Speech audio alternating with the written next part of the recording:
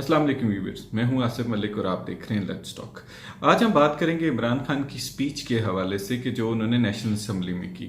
उन्होंने तकरीर का आगाज़ शहदा को और जो पुलिस एहलकार थे उन्हें खराज तहसीन पेश करने से शुरू किया और उसके बाद वो इदारों के किरदार पर आए और किरदार के बाद उन्होंने ये कहा कि जी जो हमारे पाकिस्तान के इदारे हैं, पाकिस्तान इसलिए फेल हो रहा है क्योंकि पाकिस्तान के इदारे काम नहीं कर रहे और इन इदारों के अंदर माफियाज बैठे हुए हैं। तो सवाल ये है कि खान साहब को ये इस सवाल का जवाब देना चाहिए कि वो जो इदारों में माफियाज बैठे हैं उन माफियाज को निकालना इदारों से और उन माफियाज के खिलाफ कार्रवाई करना किसका काम है। बिकॉज देखें, अब ये एक्सक्यूज मजीद ज्यादा अरसे नहीं चल सकेगा कि जी माफियाज बैठे हुए हैं और जो कार्टेल्स बैठे हुए हैं और उनकी वजह से मुल्क में बहरान है। देखें, ये वो बातें होती हैं जो अपोजिशन में अच्छी लगती हैं। आप जब अपोजिशन में होते हैं ना तो फिर आप इदारों पे तनकीद करते हैं और इस तरह बात करते हैं कि जी इदारों के अंदर ये प्रॉब्लम्स हैं। Now is time to fix them. ठीक है, ये वो मौका है कि खान साहब को ये कहने के बजाय कि इदारों के अंदर माफियाज बैठे हैं उनको फिक्सचर की तरफ आना चाहिए कि जी उन इदारों के अंदर जो माफियाज हैं उन्हें कैसे निकालना है, उन जखीरा अंदोजों के कार्टेल्स को कैसे तोड़ना है, क्योंकि उनको 2 साल गुजर चुके हैं। 2 सालों के बाद अगर कोई ये शख्स कहता है ना कि जी मैं तो इसलिए काम नहीं कर सका कि जी माफियाज बैठे हैं, तो फिर ये कोई मतलब जस्टिफिकेशन को मजे की जस्टिफाई नहीं कर सकते आप। ये वही बात है कि अगर कोई स्टूडेंट ये कहे 2 साल का, अगर फॉर एग्जांपल वो मैट्रिक से इंटर में आया और 2 साल इंटर पढ़ने के बाद वो ये कहे कि जी मुझे तो उस्ताद की समझ ही नहीं आई कि उस्ताद मुझे समझा के आ रहा था। तो भाई, अगर आपको नहीं समझ आ रही थी उस्ताद की तो आपको अपने पेरेंट्स से और जो प्रिंसिपल से बात करनी चाहिए थी कि भाई मुझे नहीं समझ आ रही।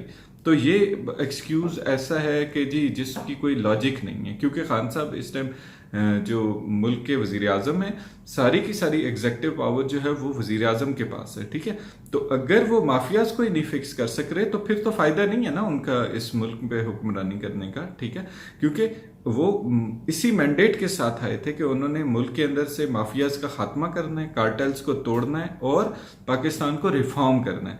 अभी 2 साल हो चुके हैं, 2 साल से ज्यादा अरसा गुजर चुका है और इस 2 सालों के अंदर हुकूमत की तरफ से कोई भी रिफॉर्म एजेंडा सामने नहीं आया। आपने अगर नोटिस किया हो तो हुकूमत की तरफ से कहा गया कि हम डेट कमीशन, पाकिस्तान के अंदर जितना डेट लिया गया है, कर्ज लिया गया है, उसके हवाले से कमीशन बनाएंगे और वो अपनी रिपोर्ट देगा।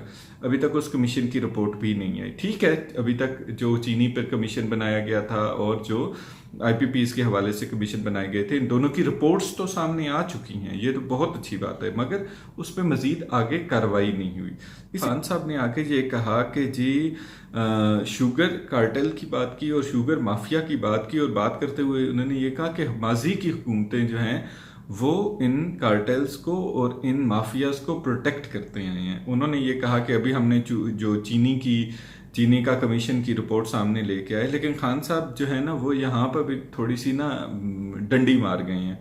उन्होंने नवाज शरीफ और आसिफ अली जरदारी की शुगर मिलों का जिक्र तो किया है, मगर इसी कमीशन की रिपोर्ट के अंदर जहांगीर तरीन और जो RYK यानी जो खुसरो बख्तियार की शुगर मिल्स हैं उनका नाम भी था। ठीक है, उन दोनों के नाम नहीं लिए, हालांकि पाकिस्तान में सबसे बड़े शुगर के जो शुगर को एक्सपोर्ट भी करते हैं और शुगर के मेकर जो हैं वो जहांगीर तरीन है, और वो ये ओपनली बात कहते भी हैं कि जी मैं पाकिस्तान में सबसे ज्यादा गन्ना परचेज करता हूँ और सबसे ज्यादा शुगर पैदा करता हूँ। ठीक, तो खान साहब जो है ना वो अगर वो सब सच बताना शुरू कर रहे हैं ना लोग को, अगर वो अवाम को ये कहते हैं कि जी मैं सच्चा हूँ, तो सच कभी आधा नहीं होता, सच मुकम्मल होता है। अगर आप बताना चाहते हैं लोगों को कि जी शुगर माफिया और सब कुछ है, अपने लोगों के नाम लें, जहांगीर तरीन का नाम लें ना, और साथ खुसरो बख्तियार का नाम लें, कहें कि जी इन दोनों के नाम भी हैं उस लिस्ट के अंदर। आप सिर्फ जहांगीर तरीन का नाम लेने से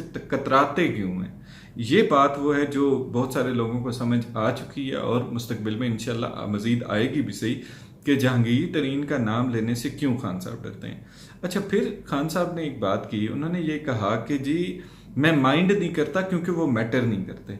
ठीक है, जो अपोजिशन होती है और हुकूमत होती है, ये जमहूरियत के 2 लाजमी जुज़। अगर अपोजिशन हुकूमत के लिए मैटर नहीं करती तो खान साहब ने 2014 में धरना किया था, और उस धरने में वो कह रहे थे कि जी हम अपोजिशन है सबसे बड़ी और हम इस्तीफ़ा मांग रहे हैं वज़ीर आज़म से और वज़ीर आज़म को जाना चाहिए। आपने लॉन्ग मार्च भी किया था 2014 के अंदर हुकूमत को गिराने के लिए, और आप ये कहते हैं मैं 22 साल से मुल्क की अपोजिशन में था। ठीक है, ओके फाइन।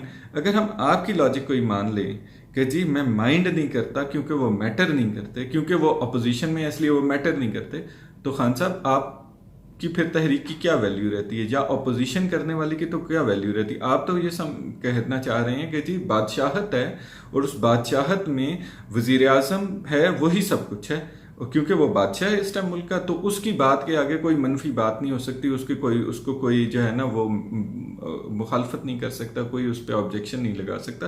तो ये एक ना यूजलेस सी बात है, बिल्कुल ना फजूल सी बात है कि जी अपोजिशन अगर कुछ बोलती रहती है तो वो मैटर नहीं करती। फिर खान साहब ने आशिक रसूल की बात की, उन्होंने ख्वाजा आसिफ के हवाले से ये बात की, क्योंकि ख्वाजा आसिफ ने कौमी असम्बली के सेशन के अंदर ये कहा था कि इमरान खान जो है वो तो आशिक रसूल वो तो खातमुन नबीयीन सही तरीके से नहीं कह सकते। तो उस हवाले से फिर उन्होंने मज़हब के हवाले से बात की, उन्होंने कहा कि जी नून लीग वाले अपने आप को बाहर जाके कहते हैं कि हम लिबरल हैं और इमरान खान मजहबी है, और ऐसी बात की। ठीक है, ओके फाइन, हम इसको डिस्कस करते हैं। देखें, हम इस मुल्क में रहने वाले सब पाकिस्तानी, सब मुसलमान, ठीक है, वो हबीब पाक की इज्जत करते हैं। हम सारे के सारे अपनी अपनी कैपेसिटी में हर कोई ये समझता है कि मैं सबसे बड़ा आशिक रसूल हूँ।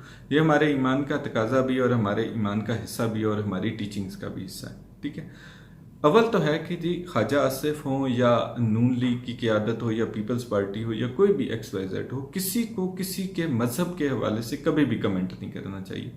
उसकी रीज़न ये है कि हर शख्स का ये मामला रब के साथ है। ठीक है, मगर खान साहब ये कहते हैं कि जी मैं पाकिस्तान में मदीना की रियासत बनाना चाहता हूँ। ओके फाइन, सब बहुत अच्छी बात है, आप मदीना की रियासत बनाएं, आपका एक ख्वाब है, बहुत अच्छी बात है। मगर आप एक तरफ खुद मज़हब का इस्तेमाल कर रहे हैं, आप खुद कह रहे हैं कि मैं मदीने की तर्ज की रियासत बनाना चाहता हूँ और मदीने की रियासत के अंदर ये काम हुए थे, मैं उनको डिटो कॉपी करना चाहता हूँ और मैं जो है ना वो एक फलाही रियासत बनाना चाहता हूँ। तो फिर आप मुल्क के अंदर रहने वाले दीगर लोगों को कैसे ये मना कर सकते हैं कि वो मज़हब के ऊपर बात ना करें? ठीक है, सो ये लॉजिक भी जो है ना वो बड़ी अजीब सी लगती है। ईमान का तकाजा जो है ना, वो ईमान जो होता है वो रब की ज़ात के साथ है। ठीक है, क्योंकि ईमान का तकाजा और इश्क रसूल के तकाजे जो हैं और इश्क रसूल की जो बातें हैं, ये मजहबी मामलात हैं और बड़े सेंसिटिव मामलात हैं। हमने माजी में देखा कि एक वफाकी वजीर को गोली लग गई थी सिर्फ इस एक नाजुक मामले पर। ठीक है, ख्वाजा साद रफ़ीक ने पिछले हफ्ते ये कहा था कि इमरान खान साहब कहते हैं कि हमारे अलावा चॉइस नहीं है। ठीक है, मगर चॉइस है मगर हम अवेलेबल नहीं है, ये साद रफ़ीक ने कहा था, जिसका रिस्पांस इमरान खान ने ये दिया था कल परसों की स्पीच में। उन्होंने ये कहा था कि जी मेरे अलावा कोई चॉइस नहीं है। ठीक है, जिसको आज उन्होंने री इंटरप्रेट किया और अपनी बात को मजीद वो किया कि जी देखें, कुर्सी जो है ना वो कभी भी मजबूत नहीं होती। भुट्टो साहब ने, आपने देखा होगा कि भुट्टो साहब की एक बड़ी मजबूत तकरीर थी जिसके अंदर भुट्टो साहब ने ये कहा था कि ये कुर्सी बड़ी मजबूत है। ठीक है, मगर फिर थोड़ा ही अरसा लगा था उनको, उनकी हुकूमत का खात्मा हो गया और वो उनको काल कोठरी में फेंक कर उसके बाद उनको सजाए मौत सुना दी गई थी। तो हुकूमतें कभी भी मजबूत नहीं होती। अगर नवाज शरीफ की 2/3 मेजॉरिटी वाली हुकूमत नहीं बची ना, ठीक है, तो खान साहब को भी ये अंदाज़ा है कि जी जो हुकूमतें होती हैं इनके बारे में प्रिडिक्ट नहीं किया जा सकता, ख़ास तौर पे पाकिस्तान जैसे मुल्क में। हाँ, आप मामलात पर प्रिडिक्शन कर सकते हैं। आप ये कह सकते हैं कि जी बजट जो है वो हम पास करवा लेंगे, हम फलां चीज़ करवा लेंगे। क्यों? क्योंकि आपकी मेजॉरिटी होती है। लेकिन ये कहना कि हमारे अलावा कोई चॉइस नहीं है, देखें वो किंग फैसल ने एक दफ़ा कहा किसी शख्स को कि जी कोई शख्स किंग फैसल से मिलने के लिए गया तो उनके जो टेबल था उसके ऊपर एक कतबा पड़ा हुआ था। उस कतबे के ऊपर लिखा हुआ था कि तुमसे पहले भी यहाँ पर एक बादशाह बैठता था। ठीक है, यानी तुमसे पहले भी इस जगह पर एक बादशाह बैठता था। तो वो तहरीर जो है ना वो किंग फैसल ने अपने सामने रखी हुई थी। क्यों? क्योंकि उसको पता था कि जी उसको रिप्लेस करने वाले बहुत से मौजूद हैं। ठीक है, वो एक शेर है ना बड़ा मशहूर कि जी तुमसे पहले भी यहाँ एक शख्स तख्त नशीं था, उसको भी अपने खुदा होने पे इतना ही यकीन था। तो वो बिल्कुल वही बात है कि जी देखें वो स्लिप ऑफ टंग हो सकती है खान साहब की तरफ से, मगर ये नॉर्मल सी बात है कि जो शख्स वजीर आजम होता है ना, वो उसको ये लगता है कि वो ताहयात वजीर आजम है, उसको कोई रिप्लेस नहीं कर सकेगा और उसको कोई हटा नहीं सकता। आपको याद होगा इस वक्त जो पंजाब के वजीर आला हैं परवेज इलाही, जब ये 2002 से लेके 2007 के दरमियान वजीर आला पंजाब थे, तो इनका एक इंटरव्यू था। उस इंटरव्यू के अंदर इन्होंने ये कहा था कि हम परवेज मुशर्रफ को 10 दफ़ा जो है वो इलेक्ट करवाएंगे एज ए सदर, ठीक है, क्योंकि इनकी नेशनल असम्बली में हुकूमत थी। तो उस वक्त उन्होंने ये कहा था कि हम 10 दफ़ा करवाएंगे। लेकिन अब तारीख आपको भी पता है और तारीख से आप वाकिफ़ भी हैं कि परवेज़ मुशर्रफ 2008 में इस्तीफ़ा देकर घर को चले गए थे। तो इसलिए कोई भी शख्स जो है ना, वो अगर ये कहता है ना कि जी मेरे अलावा कुछ नहीं है, तो ऐसा नहीं है। बिल्कुल हर शख्स की रिप्लेसमेंट ज़रूर मौजूद होती है। वो अच्छी हो सकती है, बुरी हो सकती है, हाँ वो काम परफॉर्म ना करने की सूरत में हो सकती है, लेकिन ऐसा कहना बड़ा ही फजूल सा है कि जी मेरी रिप्लेसमेंट नहीं है या मेरे अलावा चॉइस। इसी तकरीर में खान साहब ने अपना गुस्से का इजहार ख्वाजा आसिफ और बिलावल भुट्टो पर भी किया। अब सवाल ये उठता है कि इन दोनों शख्सियात पर गुस्सा करने का मकसद क्या है। देखें, ये फैक्चुअली बात है कि इस वक्त अगर कोई प्रॉपर अपोजिशन कर रहा है तो वो बिलावल भुट्टो कर रहे हैं। बिलावल भुट्टो ने जो तकरीर की हैं, अभी तकरीर की हैं नेशनल असम्बली में, जितने सेशंस के दौरान उन्होंने तकरीर की हैं, वो सारी की सारी बड़ी ज़बरदस्त तकरीर थी। अगर आप देखें ना उसके कंटेंट और उसकी उनकी बातों, उन फैक्ट्स फिगर्स पे बात करें तो बड़े ज़बरदस्त फैक्ट्स एंड फिगर्स थे, ठीक है। लेकिन खान साहब के पास उनकी बातों का जवाब नहीं होता और वो हमेशा हर बात के जवाब में कहते हैं कि जी ये पर्ची पे आया हुआ चेयरमैन है। तहरीक इंसाफ के लोग भी कहते हैं पर्ची पे आया हुआ वजीर आजम है। ख्वाजा आसिफ के बारे में भी वो इसी तरह की बातें करते हैं कि जी वो बाहर के मुल्क में अकामे पर नौकरी कर रहे थे, तो जब मुल्क के अंदर मार्शल लॉ लगा हुआ था और ये मुल्क से बाहर थे, तो ये कैसे कहाँ से पैसा जनरेट करते। डेफिनेटली इन्हें कहीं ना कहीं नौकरियां करनी थी क्योंकि इन्होंने अपने घर चलाने थे। अब ये ना ही ख्वाजा साद रफ़ीक, ख्वाजा आसिफ, एहसन इकबाल या नवाज शरीफ अब कमेंट्री से पैसे तो कमा नहीं सकते थे ना, कि जी वो कमेंट्रियाँ करते और उससे उनको इतने पाउंड और डॉलर मिल जाते जिससे वो आके यहाँ पे अपना कारोबार भी इस्टेब्लिश कर लेते, ज़रूरी ज़मीनें भी खरीद लेते और अपने घर भी बना लेते। डेफिनेटली उन्हें किसी न किसी इदारे में नौकरियाँ करनी थी और नौकरियाँ करने के लिए उन्हें कामों की ज़रूरत थी। तो ये बड़ी ना अजीब सी जस्टिफिकेशन है कि जी इकामे रखे हुए थे, तो कामे अगर रखे हुए थे और उनका कॉन्फ्लिक्ट अगर रियासती अमूर के साथ नहीं है तो फिर अकामा रखने में मेरे ख्याल से कोई बार नहीं है, ठीक है। क्यों, इस वक्त आपके जो तहरीक इंसाफ है उसमें बहुत सारे ऐसे लोग हैं जो डुअल नेशनल भी हैं और उन्होंने पाकिस्तान में इनकम टैक्स 2 साल हो चुके हैं।